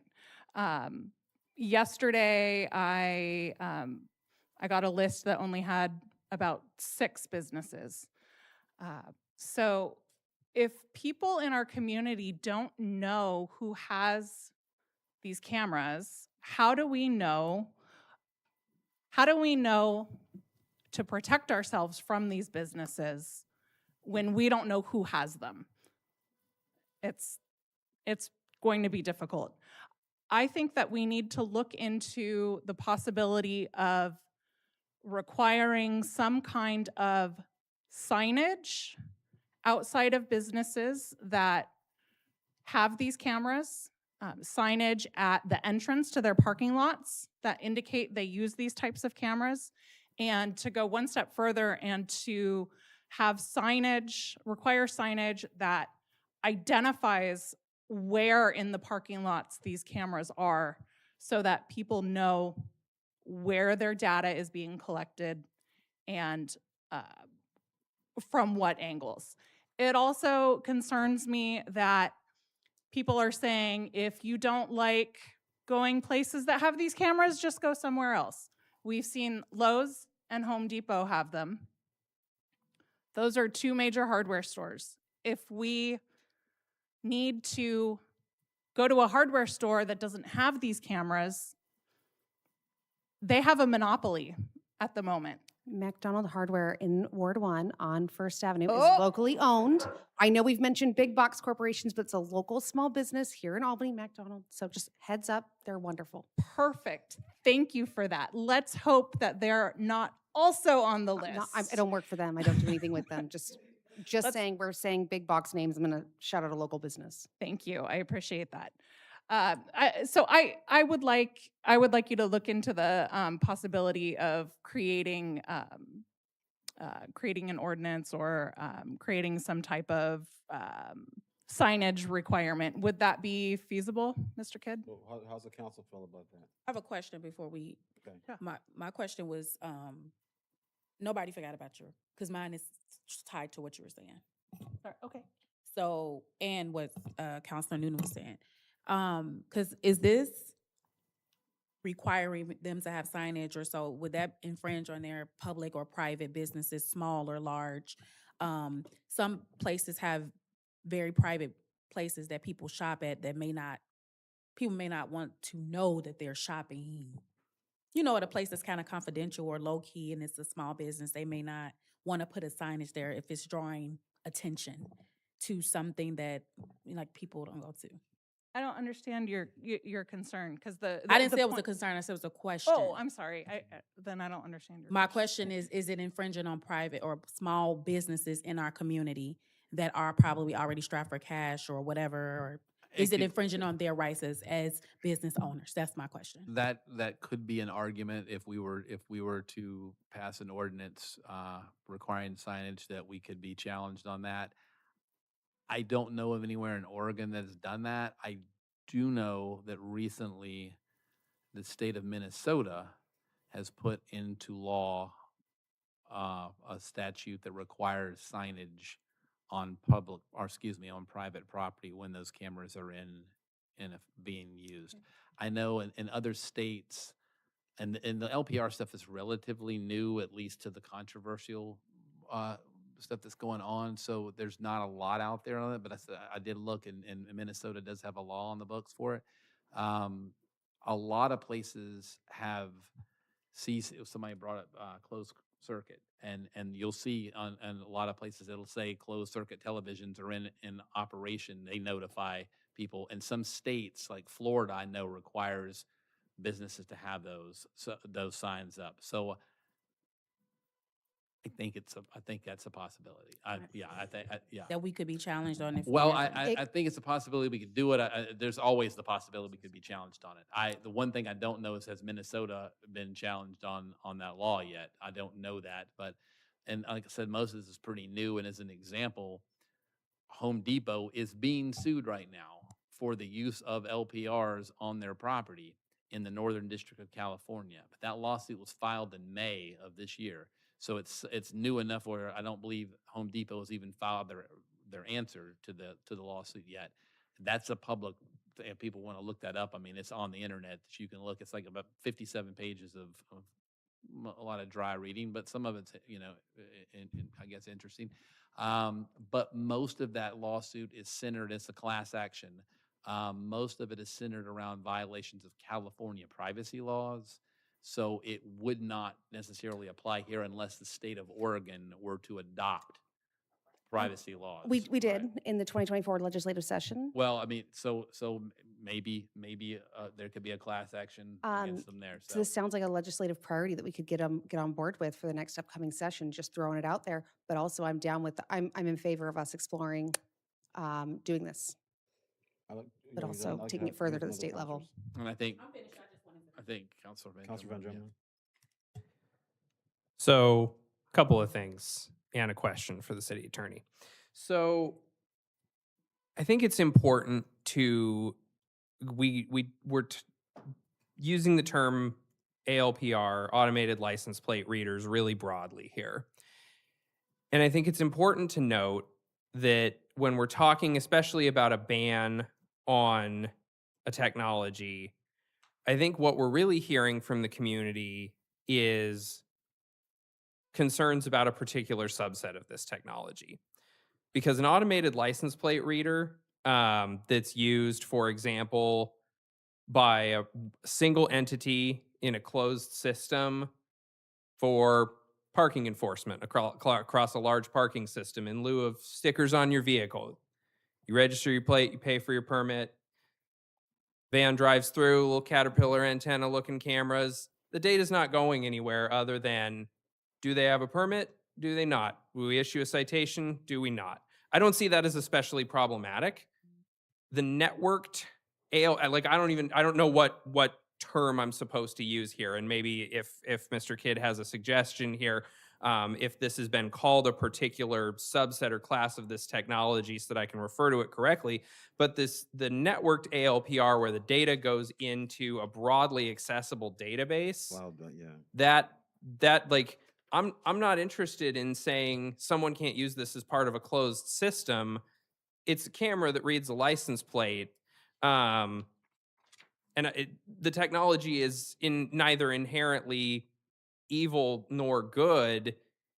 It's how it's used, and I understand the concerns about the large networked systems that go into a database that you then don't know or have no control over how that's being used. So I just want to clarify where I sit on that, where a total ban on ALPR to me would seem a bridge too far.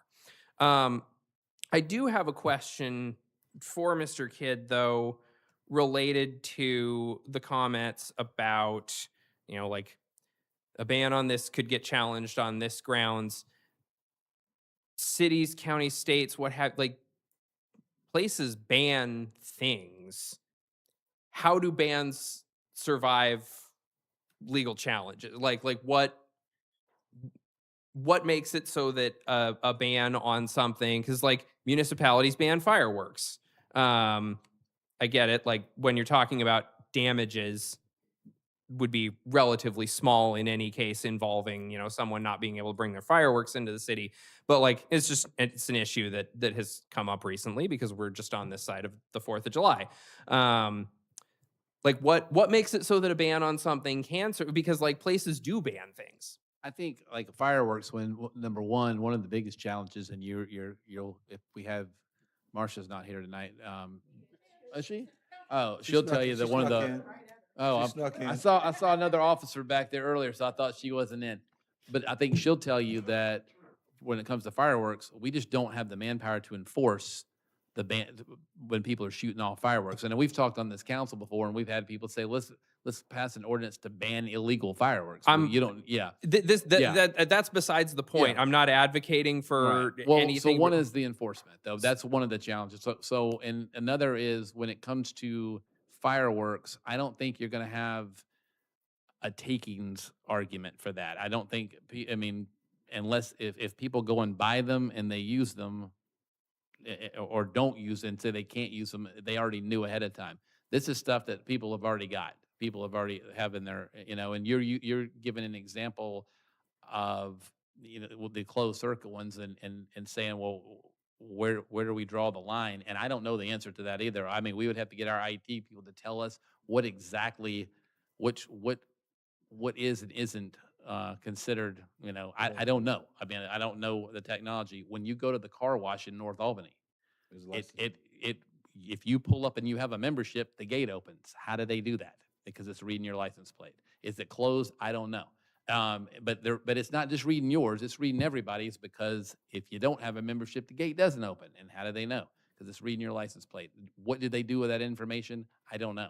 And we don't know what that is. I mean, we don't know where that information is going. I doubt that it's getting shared with the public, but I think the concern is it's being shared with law enforcement. Maybe I'm wrong. But that was the initial concern, that it was being shared with law enforcement, being shared with the federal government and ICE. It seems like the push against it now is more than that, and it's being shared for other purposes. But I don't know. I don't know. I'm not trying to think of an idea or an example of something that was banned that the state allows in other places. I'm trying to think of something, and maybe you can help me that we could use as an example here. Yeah, most of what I'm coming up with off the top of my head are actually things like product recalls, which are voluntary by the company that makes the thing. Like that's not a ban, but like places do ban things. Like Monmouth used to be a dry town. Like alcohol has been banned and unbanned in places. And I think the state, I think this, you know, the state allows cities to do that under home rule.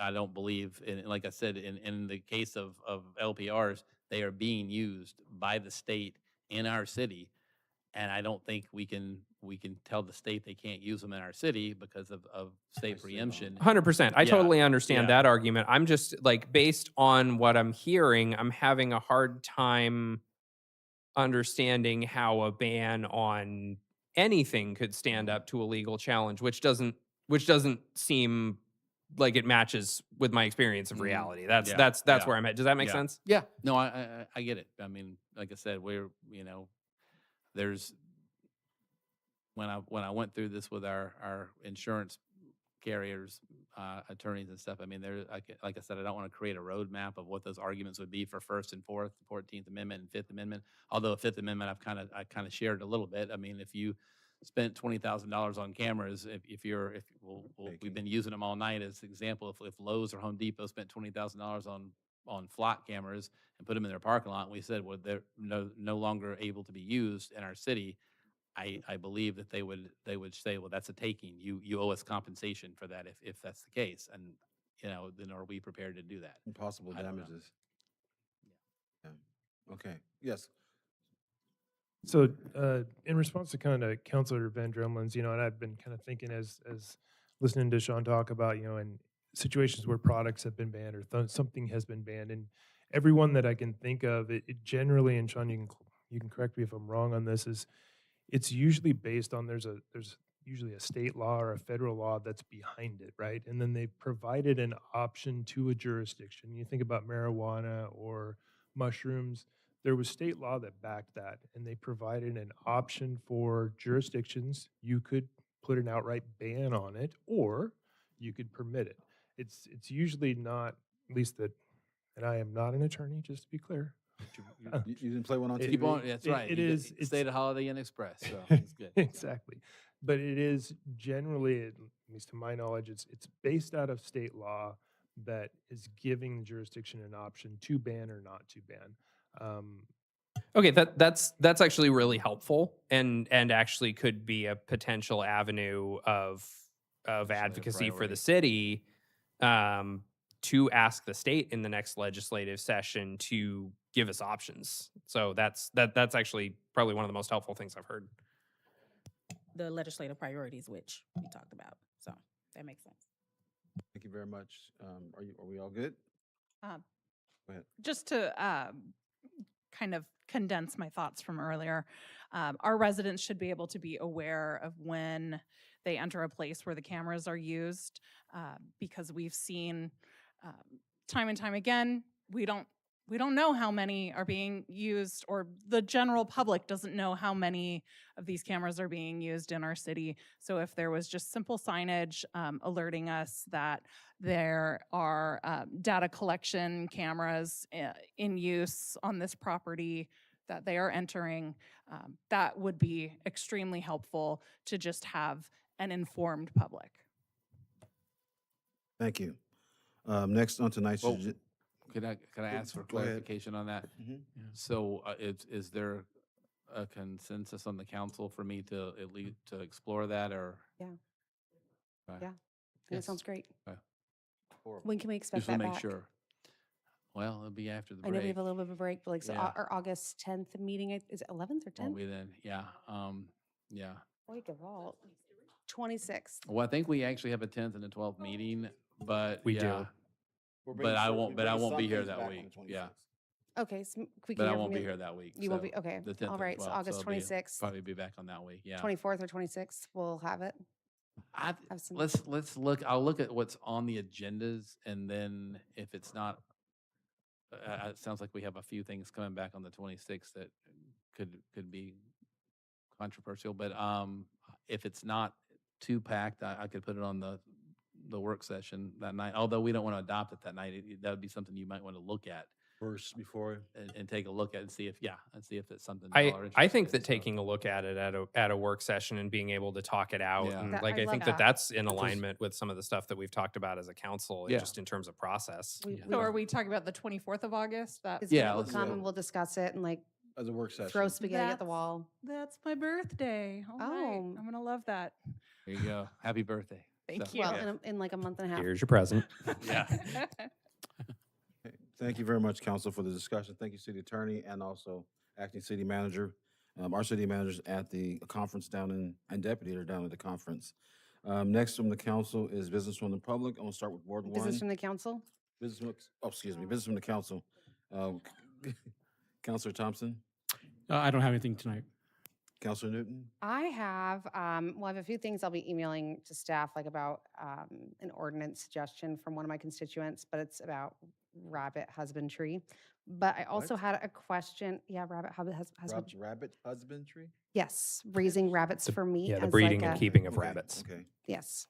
Okay. Yeah, that's- So I had someone reach out to me about the apartment complex planned on 53rd and Pacific. They were looking for the findings report from the outcomes of the appeal from city council. They said they aren't able to find them. They are only finding the one from planning commission, and they're wondering if they're looking in the wrong place. I didn't see it as well online. And since I have Mr. Rutgers right here, you want to email that to me and I can forward it to this resident? And I sure can, and I Send can it to all of also us. You might as well pro- send it to all of us. I can also provide an update during business from manager. sweet. And then I also have some questions about a few things that I brought up on June 10th. I also asked staff to evaluate opportunities to preserve the right-of-way for potential future lane expansion on 53rd Avenue as development and traffic expands, just to make sure that we don't have congested roadways in that area. Do we have an update on that? We looked into it? I would have to check with Stacy Belcastro to see if Okay. we've got an update on that, but And- I have not seen one yet. Okay, and then I also was wondering if we had an update from staff yet as well on the items I brought up on June 10th in relation to what our Civic Academy folks brought up, the text alerts, the accessibility improvements at city facilities, et cetera. Have we began looking into those, or do we have any, like, I just think accessibility, number one, like that should be, we should be rushing to make sure that our community is more accessible. And so I'm just curious if we have I any will get a updates. status on those and get an email out to you. So I'm Wonderful. not sure. Okay, cool. Thank you. That's all I have. All right, thank you. Counselor Smith? I have three things this evening. The first is a request from a city employee to hang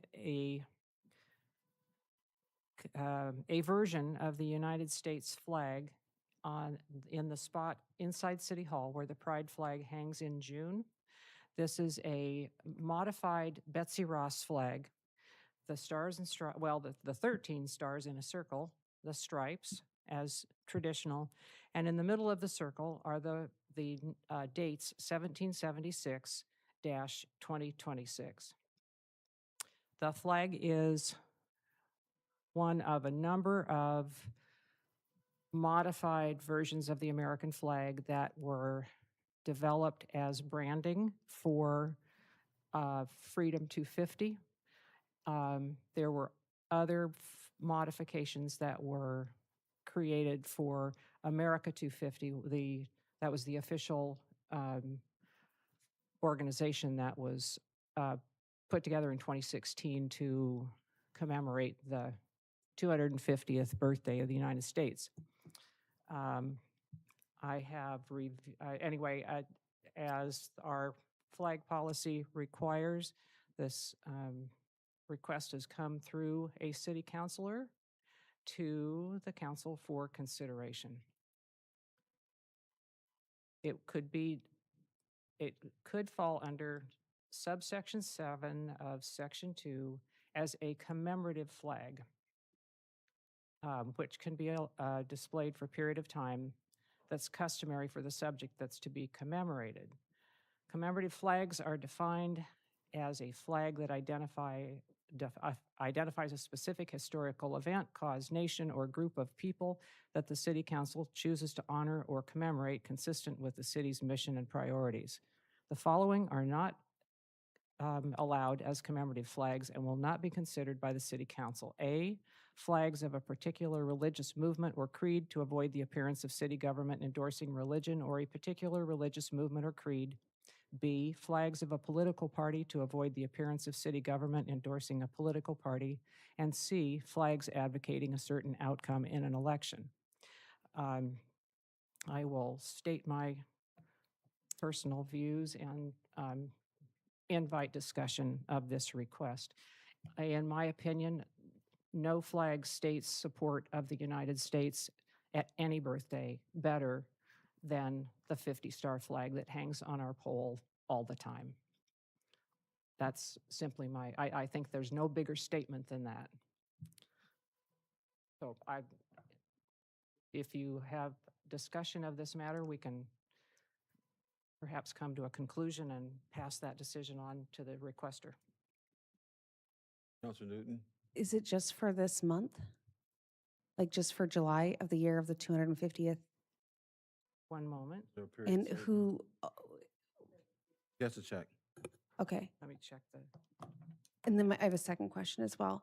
I know that the pride flag was donated. This was privately purchased. Okay. So I'll go ahead and move on and come I back have to two you. other things. Oh, you have two other things? Yeah, Okay. sorry.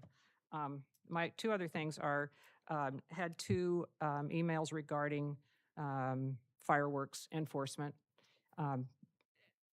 And had my first correspondent who asked about whether or not we enforce them. I explained how the system works and what needs to be done. He was happy with that, but also volunteered to help with any efforts that we may take to enhance that or change what we do. I have not heard from anything other than two other people. My third thing is that before we return from our break, we will be starting out into the fray of the annual election period. Anyway, I just wanted to remind my fellow counselors and members of the public that we have a number of positions that are going to be available for people to file for election starting on August 1st. So one seat will be open. Others will have incumbents. And anyone who files for a seat on the city council should be aware that these seats are nonpartisan. We are not affiliated with nor represent any organized political party. We represent the people of Albany, period. I would also hope that for all candidates who either are in these chairs now or may want to sit in them, that there are no efforts to delay making important decisions before the election. We have a lot of work to do that's very important, and I want to make sure that we do as much of it as we can without the distraction of a campaign. I will continue looking for the original message about the flag. That concludes my presentation. I'll come back to you when you find it. Councilor McGee? Sure, I have 3 things. One, just following up on a request I gave to staff regarding on Juneteenth as well, June 10th, excuse me, regarding the parliamentary procedure update refresher, as well as the council conduct manual and a charter refresher. That would, if we can get that when we come back sometime, hopefully sometime in August, if not at least early September. The other thing is from the Civic Academy, not this year, the year before, we talked about a youth council, which I have been trying to get since being on council, and was told that we will have to wait till the next biennium. Well, we are about to be in the next biennium, so that I would want staff to look into that again about a youth council, at least having a youth representation on each one of our citizen advisory councils would be really helpful. So if we can put that idea back out there and get that back on staff's radar. And if you are interested in the Braver Angels event that is happening in the LBCC tomorrow to talk about the Declaration of Independence, I believe it's at 6 p.m. So if you are interested in that, you are more than welcome. I don't know if any other counselors are going to that. There was a few of us who attended the 250 here at the Lynn County Courthouse. So if you again are interested in the Braver Angels event, it is happening tomorrow at 6 p.m. at LBCC. That's all. Okay, or you find it? The request was for the rest of the month of July. I'm with that. Council, you're good with that? Once we see the flag to fly the rest of this month? No? The commemorative flag that she proposed. You're saying, are we okay with going ahead? Just bringing it back? No, just bringing it, well, that's right, we have to do it now. Well, no, we have an ordinance. We would need to just say if we wanted to have it We up just there. need a decision. We already have it. Under the current resolution. Yep, you just need to make a motion if you wanted to, Counselor. Make a motion? My motion is to deny the request. Oh, okay. Second. Well, there's So, that. are we gonna discuss it, or do we don't have to do anything, because it was died? So- There's no. Yeah, there's nothing, yeah. Okay. All right. Well, he things- didn't die. We had a second on the Oh, he's motion. motion and a We, second. we have a motion on the floor. So, there was no discussion? All those in favor say aye. Aye. Those opposed say no. Thank you. Now it's killed. Okay, I have tomorrow, as well as Braver Angels, is our first Real Oh. Rhythms concert. I think you missed a Ward couple 2. people. The entire ward. Oh, I did miss Yeah. one too? Oh, I'm sorry. I am so sorry. Counselor McLeod. Yeah, we're going. Thank you.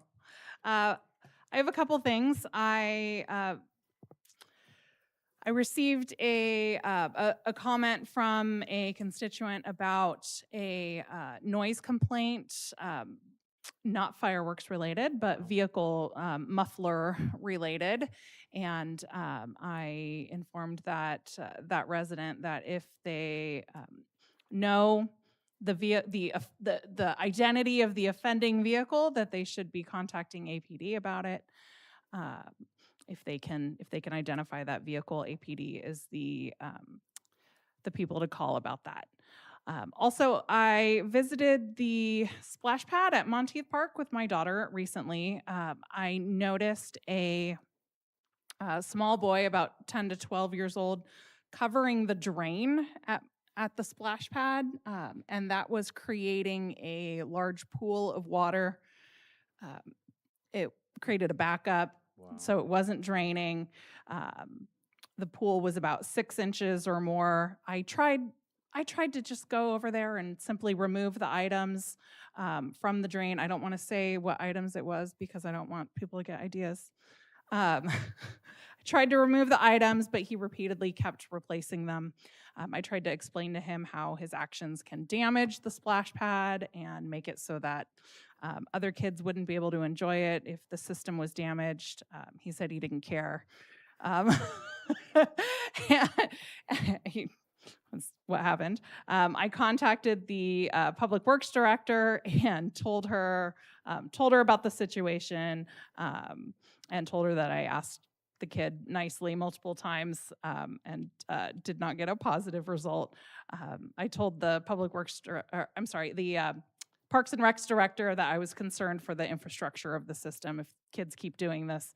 And she wrote back to me that they're going to brainstorm on what can be done to keep people from doing this, and that she shares the frustrations when people continue to make poor choices that impact others and our facilities. And maybe we can just remind kids if we see them at the park doing things they shouldn't be doing. Tell them not to ruin it for the rest of us, please. Let's see. Also, let me pull up my other notes here. I wanted to thank Remy Hill, John Shamehalls, Jasmine Flores, Olivia Leader, Bree Irish, and Hunter Hawthorne for coming to speak during public comment about the ALPR issue. Thank you for engaging with your city government. This is wonderful to see people out here and doing this. And lastly, I, like others on council, recently participated in a public reading of the Declaration of Independence, and that was super cool for the 250th of our country. It was very moving. So I was glad to be a part of that. That's all I have. Thank you. Counselor Von Dremel? So my first item is just a very public thank you to our communications director and deputy city manager. On Monday at our work session, I had to dip out and go get my 3-year-old twins from daycare and bring them back to the meeting. And they were right there, along with Counselor Newton, who donated the remainder of her snacks to my boys. So thank you to you as well. Our city staff go above and beyond in unexpected and ways that are not required of them. And I just want to give credit where credit's due for grabbing city coloring books and whisking them to the dais seats. And they actually didn't want to leave after my wife showed up to Nice. pick them up. one of them uttered the phrase, "No, I need to stay at city council," which I don't know that any 3-year-old has ever said before. But they're unique individuals. I also have one more businessy item. So I was not here at our meeting on the 24th. However, I did review the materials and the video, and wanted to bring back an item from the city manager's report at that meeting, related to the city-owned lots at 9th and Jackson Street, that we declared surplus and attempted to sell and then ended up not selling. And the city manager reported, after there had been some complaints in the community, about the cost to continue to trim the brush and maintain those lots, because while they're vacant, that doesn't mean that they're no maintenance, to the tune of about $2,000 a year.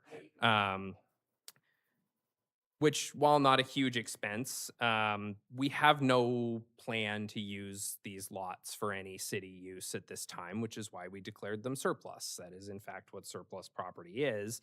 And the city manager also brought up that he had checked in and that the offer from Van Vliet Foods still stands for those 3 lots. And if that is in fact the case, I think we should revisit that as a council, because I think that my reasoning on where I would fall on that today has changed based on my understanding of the process that we chose to solicit bids for those lots, and the fact that we're still doing nothing with them. So, I mean, I think that we need to either come up with a plan to use them, or we should sell them if we still have a willing buyer. Because, as I like to say, doing nothing is often what costs us quite a bit of money in the long term. And I would hate to see us continue to spend even just a couple of $1,000s a year maintaining these lots that we have no plans to use, when we could get something out of them, even if it's not quite what the appraised value was. That it? Yeah. Okay, thank you very much. Can that be on the agenda at a future council meeting? Okay, there you go. Yes. Thank you. Okay. Again, Braver Angels and the city's first concert is tomorrow, 6 o'clock. I will not be able to attend that because I'm going to the concert. So Fire Fabulous Thunderbirds will be here tomorrow. I did receive a request from a couple cities about our low-income assistance programming. And I was wondering if someone could connect me with whoever I can get that from in the staff. I'd appreciate that. I had a visit from a mayor that was really interested in that program, and a couple city councilors from other cities reached out to me about that. The Lions Breakfast this year, if you haven't participated in the Lions Breakfast, it's always during the 4th of July weekend. I know that they saw probably 6 to 7,000 people over the weekend, and it was an amazing event. I talked to a lot of great people. I met some very people from different cities. So the Lions Breakfast, they did a great job this weekend.